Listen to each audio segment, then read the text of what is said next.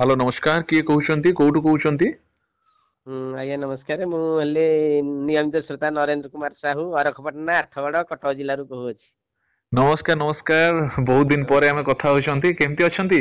हाँ भल अच्छी। हेलो श्रोता बंधु कार्यक्रम रे एक नियारा प्रयास आस बुली जीवा रेडियो मेला रे आपण शामिल हेछंती केमती लागुची। हाँ बहुत भल लगुच श्रोता हिसाब से बहुत भल लगे। आपण जने नियमित श्रोता ता सहित जने पुरातन श्रोता रेडियो को नहीं अनेक स्मृति अनुभूति थिबा आमे सेउटु आरंभ करिबा कोन गोटे स्मृति आपण बांटिबा पई चाहिबे हम श्रोता बंधु मानक सहित। रेडियो तो स्मृति रेडियो तो मु पिला दिनु सुनी आछि 79 मसिया चिठी दे आछि आज पर्यंत चिठी मु पोस्ट कार्ड भी मो पाखरे सब बेले 50-100 स्टॉक ए काली राति रे लिखिदिली 5 खंड चिठी हमो के भी चिठी लिखंदो हम लिखिबी मो पसंद कटकर नारी महल एठो हमर चिठी पत्र सब विभाग मु कटकर लिखे चिठी पत्र दूरदर्शन भी लिखे। अच्छा आमको भी चिठी लिखंतु आमे चाहिबो हमर एक कार्यक्रम चालू छि चिठी पत्र को नै चिठी मोर टिकी चढ़ई। हां आज्ञा सेई कार्यक्रम रे आपण निज प्रियजन पाखु जो चिठीटी लिखिबे हमको पठेइले हम सेई कार्यक्रम रे सुनी परिबे। हां अच्छा रेडियो मेला आसुचंती कि नै। हाँ रेडियो मेला एथर जीवी आगुरी जाइनी निमंत्रण हेतिला बसे मु जाइनी सुब्रत कुमार पति करथिले मते डाकेइथिले जाई पारनी। निश्चित निश्चित हमर रेडियो फेयर जे कन्वेनर अछंती जे मुख्य उद्योक्ता होचंती सुब्रत कुमार पति सर से समस्त को निमंत्रण पत्र पठांती पोस्टकार्ड माध्यम रे पोस्टल माध्यम रे डाक जोगे समस्त को आमंत्रण करती तेणु समस्ते आसी पहुंचले हमर उत्सवटी आहुरी उत्सव मुखर होई उठिबो। तो मु चाहिबी फेब्रुआरी 13 और 14 तारिख भंजकला मंडप ठारे आपण आसी पहुंचबे आपण को भव्य उपस्थित हमको आहुरी उत्साहित करिवो।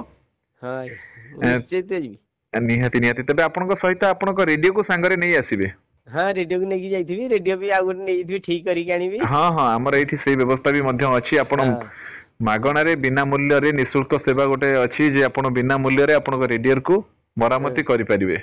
हां निश्चित भाबे जीवु हमर साथी संग जते सब श्रोता बंधु से मानको भी कहिबी। आज्ञा हां तबे भुवनेश्वर भंजकला मंडप ठारे जो आयोजन होउची अंतर्जातीय 10म रेडियो मेला 2024 आपण आगरु आसीना एथर प्रथम थर पई आसीबे केते एक्साइटेड अछंती केते उत्साहित अछंती आसीबा पई। बहुत उत्साहित अछि संतोष बाबू कहला दिनठो कहला हम साथी की जिबा मुगिला हां जिबा साथी की भल लागिला आ जणे साथी हे गेले जिबा मोर संग भी अछि नीलाद्री साहू हिंदळ गोळे सी भी जाई जिबे। आज्ञा अनेक श्रोता बंधु मानको को पाइबे तबे बहुत दिन धरी श्रोता मानक सहित भेट होई नथिबो तबे कोन कहिबे सेमानक पई कोन एम्ति मनर कथा अछि सेई जगह रे कहिबा पई।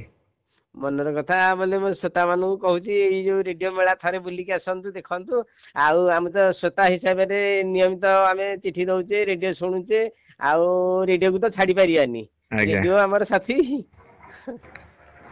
तबे मु कहिबी निश्चय आपन को अपेक्षा रे मु रहिली हमर टोटल आउटरीच परिवार समस्त श्रोता माने मध्ये आपन को अपेक्षा करिथिबे फेब्रुआरी 13 और 14 तारिख भंजकला मंडप भुवनेश्वर ठारे।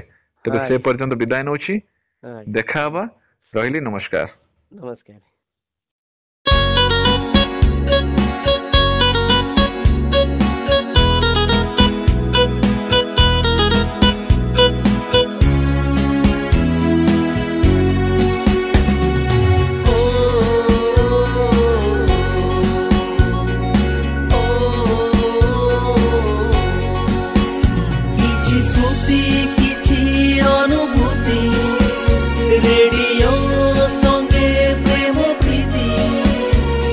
कहिबे तांको मन कथा भाव आवेग सबदर सिंधु। हेलो श्रोता बंधु